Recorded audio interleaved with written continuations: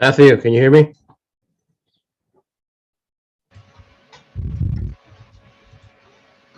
Matthew, can you hear me? Yeah, We're live streaming YouTube right now. So hold on a second. Let can me you hear just me double. good? Yeah, I hear you well. Let me just. Can you have video?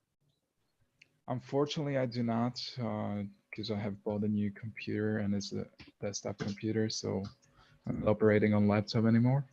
No worries, no worries. Hold on a second. Let me see if it's see if I'm live right now. Let me just. I know it's delayed by a couple of seconds. Come on, come on. Yeah, cool. We are live. So we're live in YouTube. We're being live streamed. I'm gonna create tags as well, so we can start now from where our thing. I'm sorry, man. We're like an hour delayed, bro. Like an hour and a half, man. It's completely okay. Um, I was trying to figure out how to do this because like my phone's glitching.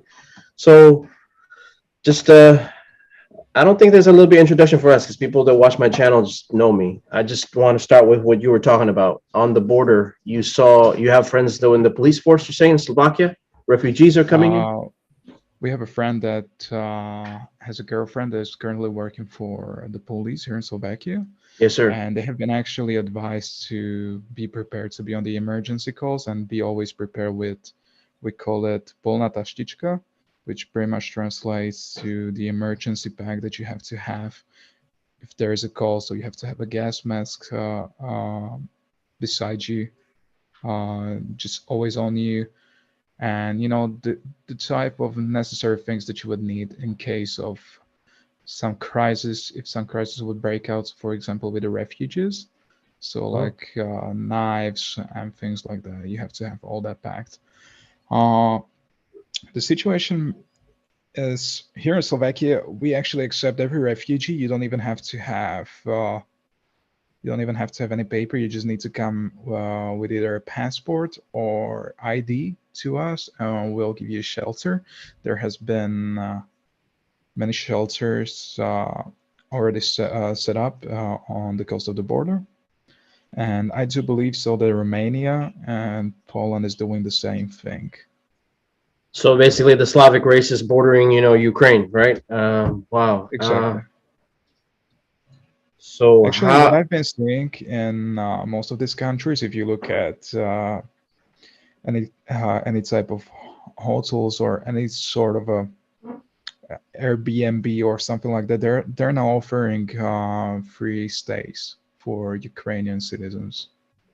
So the Airbnbs are offering free room and board right now, is what you're saying. Exactly. My God. So just in Slovakia alone, do you guys have like any generalized figures on the number of refugees? Unfortunately, at this moment, we do not have the statistics, and I do believe so that it cannot be counted in the first week of or so of the situation. But I can tell you that many people are actually crossing the border right now, and we're accepting them because it's something that every state should do. I cannot give you any precise number right now, but I do believe so that when the statistics are out, they're going to be shared by the Ministry of Health and Ministry of Defense here in Slovakia. Yeah, it's unbelievable, man. Um,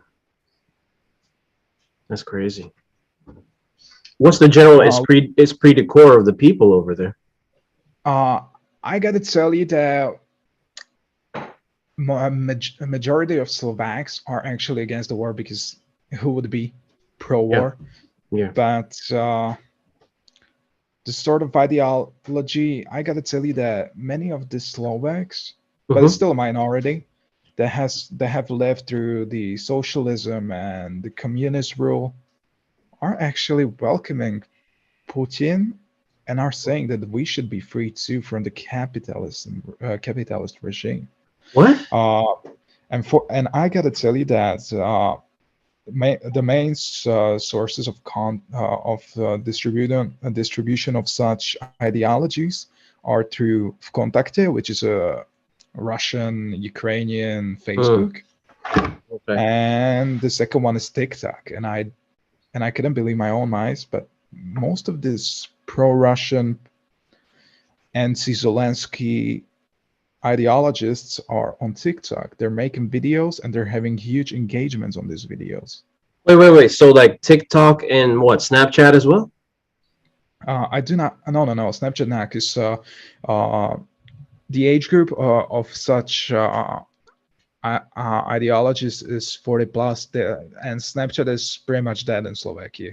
I don't know if in the US it's still widely used, but in Slovakia, pretty much only the age groups from 12 to 15 use it.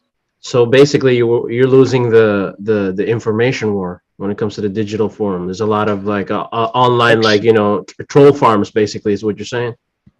actually, now we're still very informed due to the fact that many magazines here in Slovakia that are aimed for the younger generation are still um, delivering news about this situation because on one hand they know that they're going to have many views from it, and on the second hand I think they might actually just want to do this out of their goodwill, but I still strongly believe that the first rule applies better.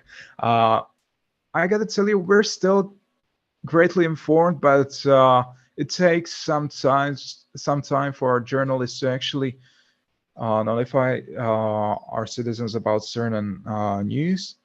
So that's why I was always staying updated on what's going on the Reddit. Yes. On the subreddit World News, you have a thread that is updating with people every second or so, and they're posting new information about what's going on. I mean, so basically, what you're saying is like a lot of like the older generation. So it's like two generations. A lot of the older generation that lived during the Iron Curtain regime, the old USSR, and the kids that are all from the age group of like 12 to maybe what early 20s are actually a majority of them are siding with Putin, right? So is that what you're saying? Uh, I would say that the age group that has lived under the USSR Mm-hmm. is actually pro-Putin, Wow. and the age group, let's just say 10 to 30 or even 40, Mm-hmm. is actually opposed to this. We don't want that. Gotcha. Gotcha. What is like the general consensus on the ground there? How do you think that? How long do you think Ukraine is going to last? I Hold think that out. actually they're doing a really great job at lasting, and I think that Putin is currently furious in Kremlin because this was always intended to be a blitzkrieg.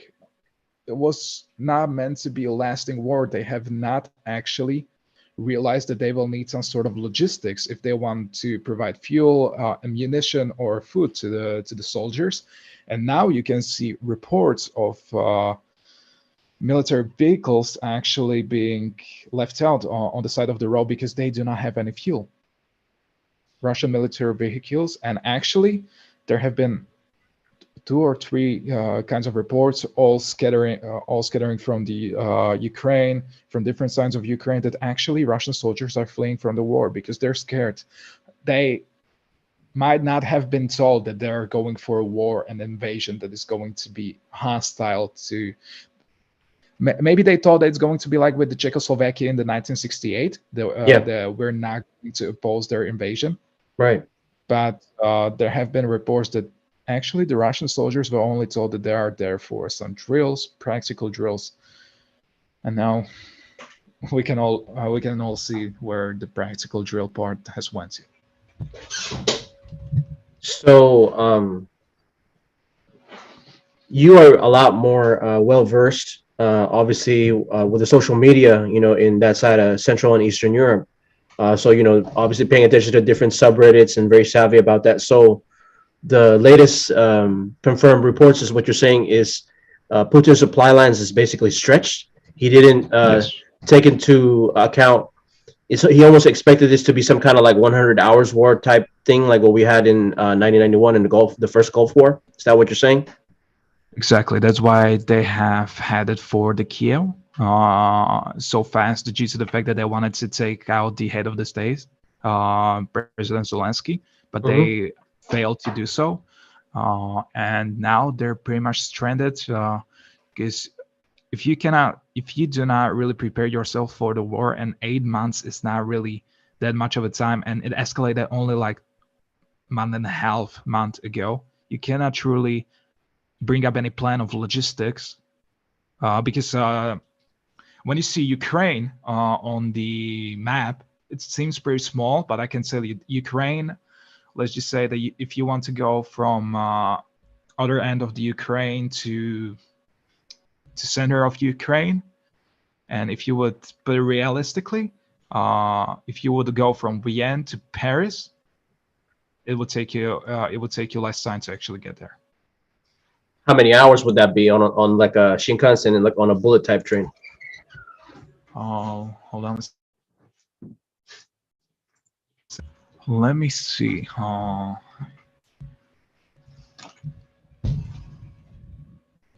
Ukraine, Kiev to Košice, let's just say.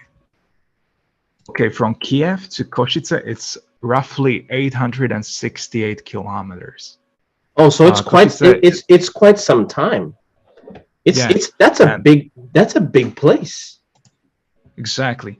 That's why many people actually did not understand why Russia might be actually experiencing some logistics issues, but Ukraine, in all of itself, is a huge country. It just doesn't seem like that on the map. Wow, that is crazy. Um, so what is the general consensus and feeling of like the people in the Central and Eastern European countries, the Slavic race, like when it comes to the actual situation? You're saying the majority is pretty much most don't want like war. The only people that support Putin are basically from the people, the holdouts that grew up during the Soviet regime. So we check that. But what is the general consensus of the feeling that what the West should do on this particular crisis?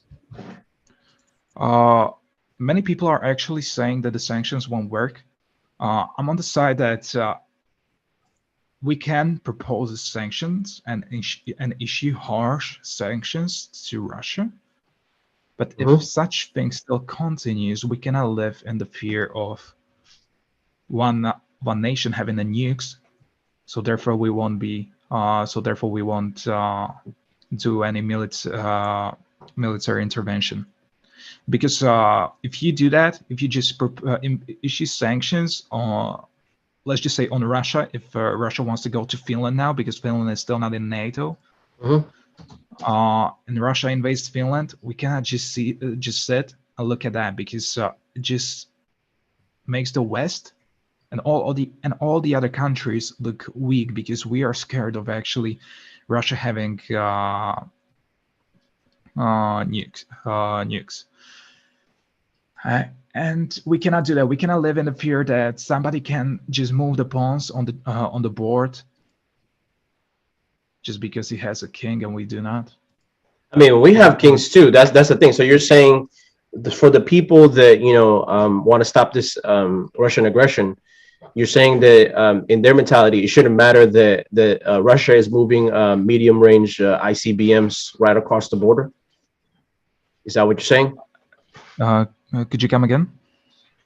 Basically, there's been reports that Russia is moving a medium range intercontinental ballistic missiles, right? Right by the border. So you're saying like them being like a nuclear power shouldn't deter the West from doing anything. Is the concept of a no-fly zone is that supported in Eastern Europe by Uh, the non-Russian countries? Actually, the no-fly zone only applies to Ukraine now and to the intercontinental ballistic missiles. I've seen that video, but I think it's only to evoke fear in people, because you have the Star words intercontinental. Like, why would they move it? Doesn't make sense. If they Right. would be down to actually shoot it and make sure that any Ukrainian city vaporizes, they would already have done that. They would not move it. They would have already launched, correct? Because they need these places essentially. What from our end in the West, while we think the reason why Putin is attacking Ukraine is just because of all the because of all its rich resources. So, would you say that that's also the general consensus in Eastern Europe? No, Putin has went completely nuts. That's what I mean. You don't escalate the conflict this fast to full-blown invasion. I know that there has been a fighting on the Ukraine for 8 years or so, but it only has been in the separatist regions. For example, if you would take Slovakia, and we have our southern border in Slovakia with the Hungary, and most of the peeps who live in the southern Slovakia are of Hungarian descent, or do actually hold Hungarian citizenship. Mm-hmm. Like if we would start a war on them, it would be exactly the same thing. If there was ever a war in Slovakia, it would be the same thing. They would have their own separatist regions, but you don't launch an invasion, full-scale invasion, saying that the country has nukes. I mean, come on, this casus belli. First Mm-hmm. of all, it's been already used by the U.S. and Yeah, the yeah, yeah, Iraq. yeah, yeah, yeah. Just be a little That, more, just be a little more original, I would say, yeah, because no one believes that. yeah, be more casus belli. Yeah, it's true. I am in agreement with you. I think the thing is, like, it was already established that Ukraine cannot join NATO, but I know that yesterday President Zelensky requested, right, and all he got was silence, which shows basically the weakness of a lot of the Western leaders. I'm in agreement with you. I think there should be a no-fly zone. Because you're right. If nukes were going to be used, it would have been used already. I'm in agreement with you on that. You know, I I can tell you that I think that actually Putin is terminally ill. say that again. You don't. I think that Putin is terminally ill. Is that the opinion of many people? I do not think so, but I do think that he has some sort of an illness that is going to put him to the grave in a few months, due to the fact that you don't just say out. You don't just say words that you would start a nuclear war if somebody opposed to what you're doing, and then you go and invade Ukraine, start a war with the Ukraine, and then you tell Finland and Sweden that if they join NATO, that they would also see some repercussions for such action. You don't do that. No. I think that there is some motivation behind this that we cannot see, and I think that it's an illness. I mean, he's 69 years old. There might be anything, and he has said that he wants to rebuild the Soviet Union. You say that if you really just if you got nothing to lose. So I think that he's terminally ill, and he knows that his only outcome of the situation is actually death, because he has already made the death wish with the invasion of Ukraine. It just matters how much is he willing to, sacrifice. This is a very kind of somewhat adjacent, like maybe 1 or 2 degrees of separation away from me, even though I live here in the U.S. because I was trained in boxing by people in the Wild Card gym, by like Freddie Roach, who and his brother, who in the early part of one of the Klitschko brothers' career was their coach when they turned pro, right? Vladimir. And I'm saddened by this whole conflict, because if this escalates, there is no doubt in my heart that most likely those brothers are going to be killed. And it just puts a lot of hurt in my heart, because boxing is a big fraternity, regardless of whether you box in the amateurs, had smoker fights, or you were a pro. And those 3 fighters, Usyk, Vladimir, and Vitaly Klitschko, they've all volunteered to stay and fight in the lines. Freddie has a current fighter right now, which there's a fight that's going to happen later today. In Las Vegas, another Ukrainian fighter, Victor Postol, his twin children and his wife is in a suburb just right outside Kiev. And he said that after the fight concludes, that he's going to go back. And so just to think about all that thing, like, people that maybe I don't know personally, but I'm 1 degree of separation from, that they're going to lose their life like that. Yeah. Yeah. It's really a sad story. I've actually seen videos of Ukrainian citizens and men, due to the mobilization of Ukraine, that they were putting their daughters up on a bus, and they had to be left out because they got to fight. So war is a war, and it brings very bad paintings to the mind of an individual. And it's caused by a lot of insecure men that obviously have ego problems, Yeah, actually, that's what we have talked about with my friends. That I mean, I don't care. Just put a pay-per-view Klitschko versus Putin. I would watch that. I would even donate. I mean, Yeah. if a conflict shall be resolved like that, I mean. So here's my particular question. So the Slavic races, meaning the countries outside of Russia, though, the Slavic races are different. There's different countries like Poland, Slovakia. Overwhelmingly, they support Ukraine. They don't want the war, clearly, right? Exactly. The only state that I would say that actually supports Putin and his warmongering is Belarus, but it's only the Lukashenko part. So. And I was going to tell you, do you think that it's going to stop here? Is it quite possible that that Putin end goal would be he wouldn't stop until he could go to the Latvian states, like Estonia? And you think that that's going to happen like what it did in the past? From earlier during the 20th century. You think that that's the end goal? Push all the way to the Baltic states? No one knows for sure. I can only tell you that I've had a talk with my father, who's now living in a different country. And I've called him. I've spoken to him about this situation, and it's the first time that I've actually heard him that he's actually scared for his life and the life of his family. So, I'm not that much of a scared. I'm still staying up to date as to what's going on, but I do know that if such situation happens, that I will have to move out quickly. Are you thinking of contingencies about that already? Yes. Actually, I guess everyone is actually thinking about this right now, where they would go, because Slovakia is actually not a great place to be geologically, as it's in the middle of the Europe. But you have a lot of mountains to protect you, right? You have a lot of bunkers. Like, you're one of the national pastime in Europe is hiking, for your country. So wouldn't you have a lot of like infixed fortifications in case something is about to throw down? Trust me, no one wants to go into guerrilla warfare. We have high Tetras, but it's only on one side of the country, and it's bordering Poland, so it's not really helpful.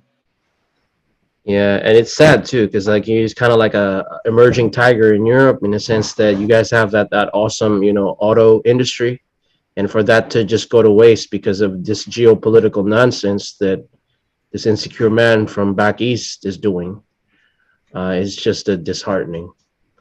I'm actually giving Vladimir Putin around 3 years that he has left to live, because I mean, there's this ultimate death wish, because if not, any country is going to actually kill him, then the oligarchs in Russia are going to do so. What? Say that again? If not any nation is actually going to kill him, I do believe so that the oligarchs in Russia are going to do so. Wow. Because the sanctions, they actually work. I mean, when you freeze 1.4 trillion American dollars of assets, it's going to make some pain in the eyes of oligarchs. I mean, 1.4 trillion US American dollars is pretty much the GDP of Russia. Yeah, yeah. Mass. So, So so I was going to ask you for you to share, Matthew, because you used to work for one of the best digital magazines, not only in Central Europe but perhaps in Europe, in Plot Point. Um, I want you to tell the audiences, because we are being live streamed right now. I did share this also in Facebook as well, but we're being live streamed in YouTube.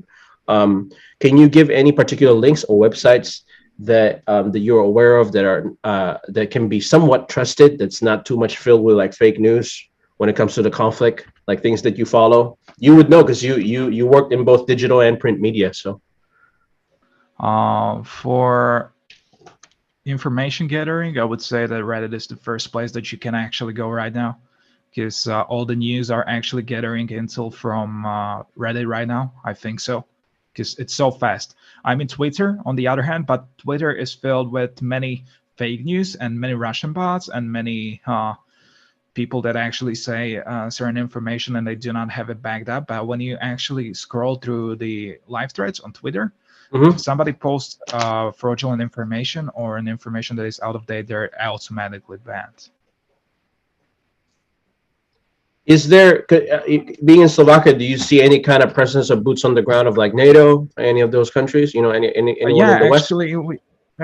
we have signed a defensive pact with the U.S. not so long ago, and I do believe so that the U.S. forces are on the borders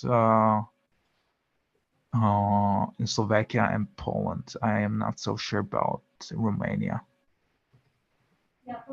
But I do know that the U.S. has been sending the U.S. drones to gather information from Romania, so they must be in the U.S. too, Romania too. Gotcha. Wow. That is, and then when it comes to seeing, live refugees in the street, is there any possible way that we can get them in maybe our next episode to have them, participate? I know that's the farthest thing on your mind when you're just trying to survive and you become a refugee to another foreign country. But is there any possible way that we can talk to maybe a Ukrainian refugee in our next episode, or know of someone? Uh, it's really hard for me to say because I still live in Bratislava, which is on the west, and all the Ukrainian refugees are actually storming in from east, so they're probably going to be now in the east, and they won't have that much of an access to the internet. But if this cools off or just somehow gets into a better situation that they actually are going to be able to settle here in Slovakia, I think they're going to be very happy to share their thoughts. The only person that I'm currently following on the Instagram is actually a Ukrainian Slovak slash Slovak girl that's Mm-hmm. currently in Kiev, Mm-hmm. and she's documenting her everyday life during this shelling, how she's now sleeping in the basement on the cardboard, how she has to turn off their lights before it's 5 p.m. In Kiev, and now it's currently 8:05 p.m. in Kiev. So for the last couple of days, the air raid siren has been going off in the Kiev. Nobody knows what's going on, but there have been actually reports of the TOS-1 heavy flamethrower going to Ukraine, which is against the Geneva Convention. But I mean, Russia has always been using it as a Geneva suggestion. So Yeah, of course. it pretty much if this missile from this vehicle hits you, you pretty much vaporize into air. Yeah, so it's kind of like white phosphorus type of weaponry, right? Yeah. High heat. So, and Russia has been using this all the time in the Ukraine. I mean, they have sent their soldiers to dress up as Ukrainian soldiers just to make sure that they can infiltrate themselves into villages or cities. And I mean, why? just fight with an honor and not with tactics like a rat. Yeah, I mean, it's just to me, it's just so mind-boggling. Like you keep on like repeating like in history. It's almost like Germany, annexing Czechoslovakia type things. Here we are again. You know, here we are again. It's not even like 100 years later. Here we I are think that again. we're I think that we're still quite. Have you heard what Dmitry Medvedev has said about the nuclear race? No, what did The, Medvedev say? What did he say? he actually said that it's actually a recent info that that Russia is going to pull out of the nuclear arms deal that they had with the world, and he has said that we can look at each other through the binoculars and issue um, and look at the how would you say look at the strategical points on the map and get its coordinates. So he's pretty much threatening the nuclear war. I mean, Medvedev has always been the Putin's puppet, but you know, I do not know what's going on currently in Kremlin, but I can say that Putin has went completely nuts. I just hope that his staff is not going completely nuts, because if they What do so, then I don't know. I don't know what's going to be the situation, but I can tell you that yesterday we have been looking for the countries that we could actually go for the asylum. So I mean, you have I, to be prepared. I was You have telling to be prepared when you're so I bad. was telling you because you're an artist and you obviously did some of the hang out with some of the heavy hitters in your country.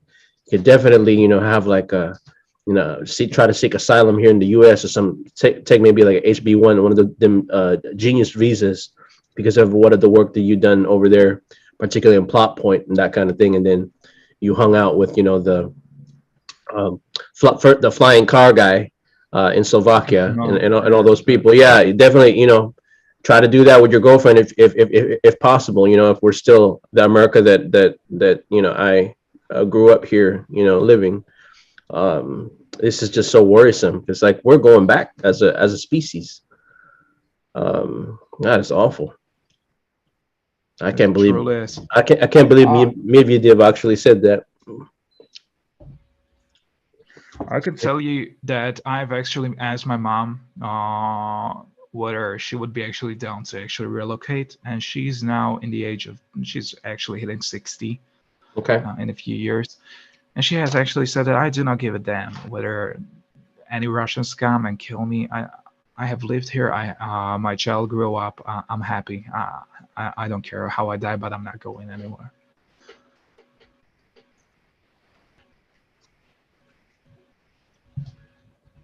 So, yeah.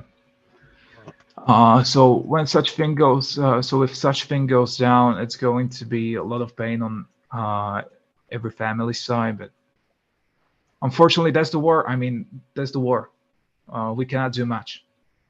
We're only the citizens, so we do not actually hold any strings to the puppets. We cannot do anything. We can only react to the situations that happen. What's the general consensus of the Slavic countries, Slavic races? Where do you think Putin will stop after Ukraine? Where do you think he will go next? Uh, I would say that he will go to Moldova. Then he will try to go for Estonia, and if Finland joins NATO with Sweden, he will go for Finland, but that would be the World War conflict. Yeah, yeah, That man. that's We need more Shimo Haihas right now. actually, I mean, I still do not understand this type of mentality. I mean, when you see all the communist countries, okay, let's take away China because China has its economy thanks to the West and capitalist regime because they still are working as a proxy, as a distributor, as a maker of the semiconductors. Mhm. But China would still be in a China would still be in a shithole if the West did not exist because They have Yeah, to fulfill their need, because and of they the opening of Nixon back in the 70s, correct? Because Nixon opened them, to the West. Yeah, yeah, absolutely. That's where their rise so came from. so that, and I think that China is still going to be open for talks because I mean, China has been building its country from the scratch for the last 70 years. They're now a superpower. They don't want to lose that kind of a thing over Putin, who has Russia that is living in poverty, is a land of full of nothing, that only has gas that it can distribute to Europe. So I don't think that China is actually going to be in such a nice relationship with Putin if West actually comes with a better offer. It's all about business in this kind of situation. And if West is going to come up with a better offer than Putin, then I mean everybody's going to take the hands away from him. The only person that is going to be helping Putin till the end is Lukashenko, and it's because it's a puppet. He's no different from Quisling, back in World War II. But you know what it does in a geopolitical landscape? In truth, is what this does. It totally destabilizes the concept of a nuclear state because now no one would want to not have a nuclear weapon because they see Yeah, Ukraine, who gave up its nuclear weapon back in '94. Disparate countries will just want to have one now, just as an insurance policy. Japan is going to definitely. They're only a couple of months away because they have so much enriched uranium, taking it from the different nuclear power plants that they have. They can make a bomb like easily within like a year. Not even. Every single country that has the capability to create a nuclear weapon will have one now because they see what exactly, happened. They see what happened in Ukraine. They don't want the same thing to happen to their country. They don't want to be bullied exactly. by a bigger country. Every country that I can think of conceivably that can in Eastern Europe will have one, and even in Asia, the ones that can have one, like Japan and South Korea, they'll arm to the teeth now because they're afraid to get eaten by China. Yeah, So this is so what Putin did by invading Ukraine totally ruined this kind of established geopolitical reality that we've had for basically 7 decades, and just throw it out of the trash bin. Now the whole world will want to have nukes. exactly. So I don't know, man. It's I scary times we live in. What's funny is the quote that my friends are saying is it's showing my age. It feels like we're living Tekken 4 and 5, Ace Combat, Plague, and King of Fighters, Red Alert 2, all in one sitting. I don't know if you ever played that real time strategy game when you were growing up because you were probably a baby then. But when I was like in high school and in college, we were playing Red Alert 2 and we are like Kirov reporting. That was like the most terrifying thing that you could do when you're playing the RTS, right? But it's don't worry, I reality. played the red alert. Don't worry, I played the red alerts. I Yeah, mean, you know what I'm talking about. Kirov no, no, reporting. I mean, nobody knows. Nobody knows what's going to happen. Nobody is certain what's Putin going to do. For example, he may vaporize the whole Kiev today, but no one knows if he's going to do that. If he's so nuts in his mind, no one knows that, but he can certainly do it. Yeah, you can. So I don't it's I don't doubt it. I don't doubt it. But that's against very geopolitical strategy because the key would be when people go to nuclear war, you don't take out the capital city. Why? Because you always leave the head of state infrastructure to call back the nukes in case they lose, right? But the thing is, that rule doesn't apply to Ukraine because Ukraine don't have nukes. yeah, exactly. So yeah, I'm in full agreement with you. He could just launch and They take gave out up Kiev. all of their news in the 90s with this. 94, yeah. Uh, so Yep. and and I still don't understand. First casus belli was that the nukes are stored in Ukraine. Second casus belli was that uh, there is a Nazist regime in the Ukraine that the corruption is killing every Ukrainian. Fuck off with that. And if there is such a big corruption, it's still on the Ukraine to solve it. Sovereign nation, you don't have to do this. No, and when you point out to people that Zelensky is Jewish, I mean, The mental gymnastics that these people have that are like pro Putin side is just ridiculous. Then you get blocked when you I bring that up in social media. It's like, yeah, okay, there's a lot of neo Nazis in Ukraine or whatever. Okay, cool, but why is their president Jewish then? I can tell you straight away that Zelensky should have, if he dies, I mean, no one knows if he's going to survive, but if he still lives or if he dies, he should have a statue. He should be in every history book because he has acted all along as a true great leader, and he has been a comedian 7 years ago. He has actually started 7 or 8 years ago in the politics.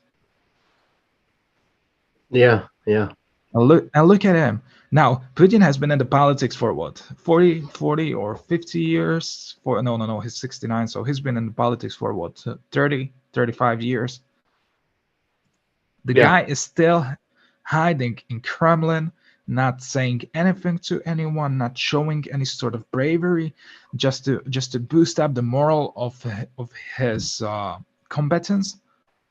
And then you got Zelensky, who's in an immediate danger of life every second, and he's walking around Kiev freely, making videos on TikTok, Twitter for his own citizens. I mean, that's a great leader. He's not backing off. He's still in the capital, and he's waiting. Because if Kiev falls, he falls. But if Kiev falls, the whole country falls. So it won't matter that the head of the state is dead. Yeah, I don't know, man. Where's the West when you need them? The Uh, West is actually here. I've been actually quite surprised and impressed by Joe Biden's sort of way of handling the situation, because every intel that the U.S. has received, it has been put out to media. Therefore, this has stopped any sort of disinformation getting in. So the majority of people are actually well informed. They know what's been going on, and I mean, this has been a great tactic from the U.S. I cannot say otherwise. Now let's talk about maybe not so some lighthearted thing, but let's talk about something positive. Maybe like a positive voice in the conflict. Have you heard about like the different type of bravery exhibited by the Ukrainians? You have like a real life Ace Combat 7 character with the Ghost of Kiev, and now it was verified by the president that he's a real dude, that it's not propaganda. Yeah, He's a real exactly. guy. And he has shot down a plane full of paratroopers yesterday, and it might be like 200 paratroopers from the Russian forces. So I mean, he's doing a great job. I mean, uh, I cannot tell you about. Have you heard about the force that was defending the Snake Island? What? In Ukrainian, it's called Ostrozmi, Hmm. and let's just say, for example, you have, what sort of an island do you have? You have the Hawaii, but Alcatraz or something in San Alcatraz. Yeah, Francisco. Yeah, yeah. exactly, exactly.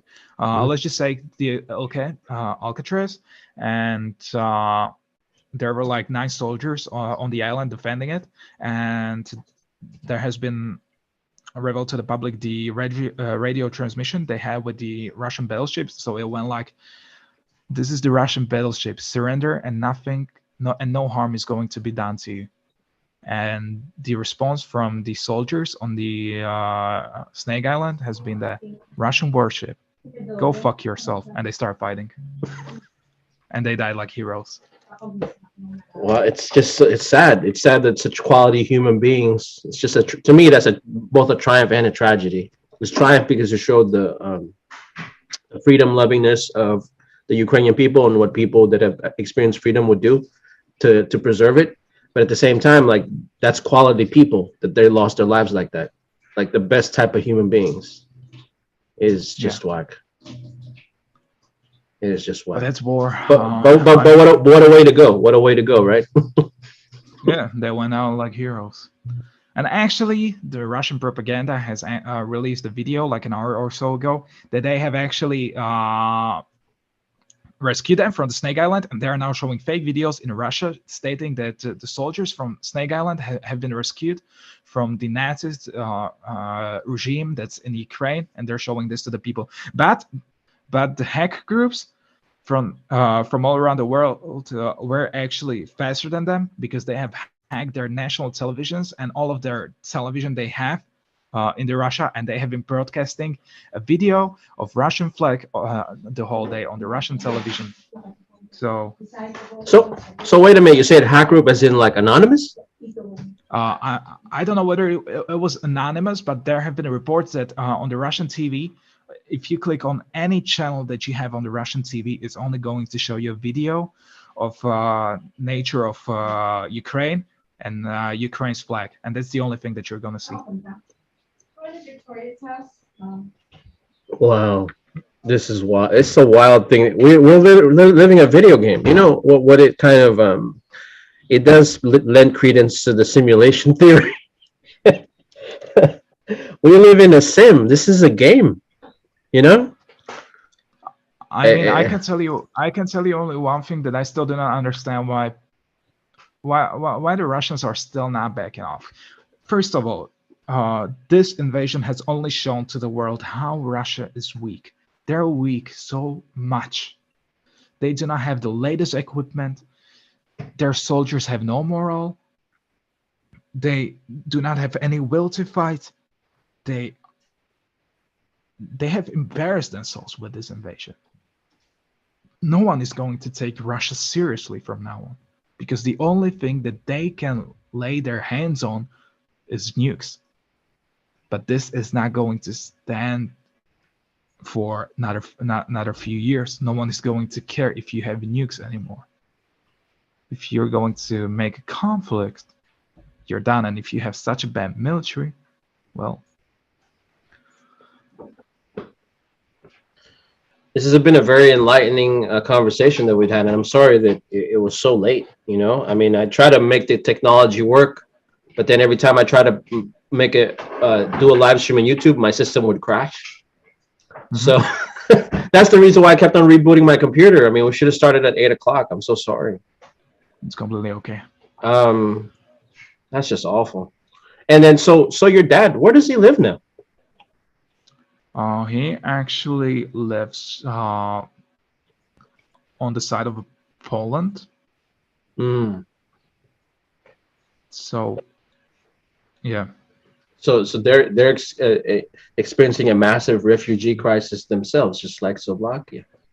Yeah. Crazy. So outside the Ghost of Kiev, what other heroic things that I'm not aware of? You know, here in the Western outlets, there has other been, stories. There has been a Ukrainian soldier that saw the Russian forces advancing on one strategic point. I cannot say which one. I guess it was, but it was crossing the Dnieper River, and he has blown off the bridge with himself just to make sure that the Russians are not going to pass the bridge. So that was pretty heroic. Wow. That's so crazy. I mean, I gotta tell you, it's better to be dead than a rat. Yeah, I agree. And there have been actually new reports coming in that the general of the staff in the Russian military has been fired or sent to Gulag. No one knows, but the reports are saying that the General Gerasimov is no longer in his position.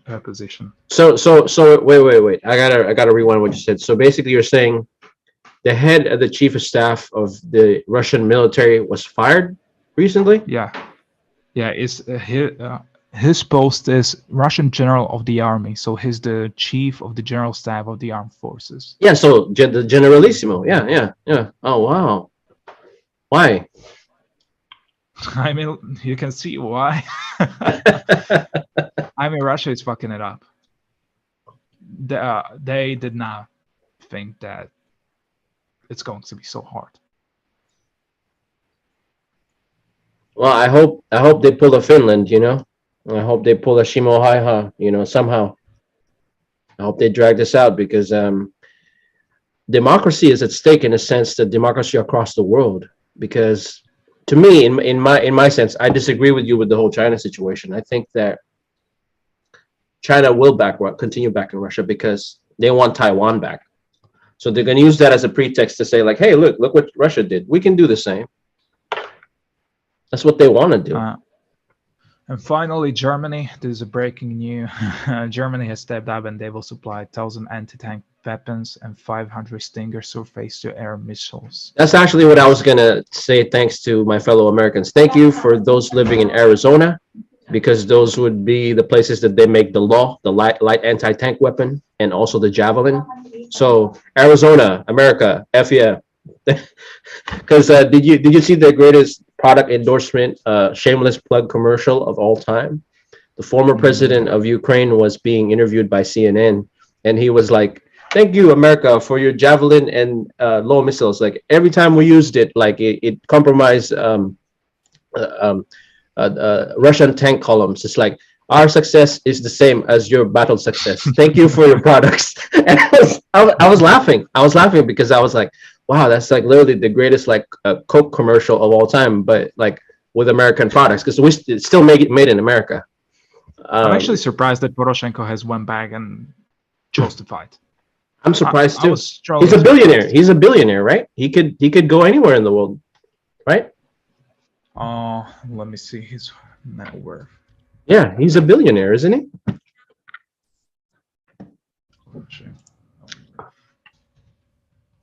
Yeah, 1.5 billion USD. Yeah, yeah, he could literally like live in a yacht somewhere. Um, yeah, it's fun. Crazy. It is crazy. Can you believe the nationalism they have in their hearts? Can you believe that? This wouldn't happen in Slovakia. I know for sure that I would not go fight for Slovakia because this country has offered me nothing. What's crazy to think about it is this, right? A lot of Ukrainians feel that way in a sense that, imagine they're not millionaires. They've received little from their country, but they'll still fight for it. That is crazy, right? To kind of like put that in your head. That's so insane. Actually, many Ukrainians are still nationalists. Here in Slovakia, it's quite a bit different. Mm-hmm. And it's mostly due to the fact that Ukraine still is, with sort of Western mindset, younger than us. So the ties they have and everything is still. They're still hard nationalists. So Matthew, I sent you the link. You should watch that when this interview is done, because you're gonna laugh in the middle portion of that interview. I need to make like a viral video about that, because that's like the greatest product endorsement of all time. Like it really is. It's like thank you. It's like basically he's saying like every time they fired the weapon, they destroyed a tank or they killed someone, and it's like this like our success is your battle success. And I don't even want to know that if Russia goes into an all-in-all conflict with the NATO and U.S. gets to show its secret weapons. I mean, I don't even want to know how Russia is going to look like. No, I mean we do have, but that we don't talk about, and there's some stuff that I should send you that from my, never mind. I can't say that out. I can't say that out for OPSEC for this particular interview. But I really enjoyed this, Matthew, and I think we should do this every few days or every week to update the people. And I'm gonna try to reach out to friends right by the border and see if we can get a Ukrainian for our next interview. Yeah, I'll try to find some too. Hey man, stay safe, okay? And then apply for asylum here, for political asylum. We'll get to meet each other in the end. Yes, sir. So we can meet each other. Be a member of Ray Bradbury's group. Take care, man. All right, Julius. Take care. You're with somebody and you kind of. Dude, that was really cool. Has actually been someone watching this or? No. Yes. In YouTube. Let me cancel. I think we're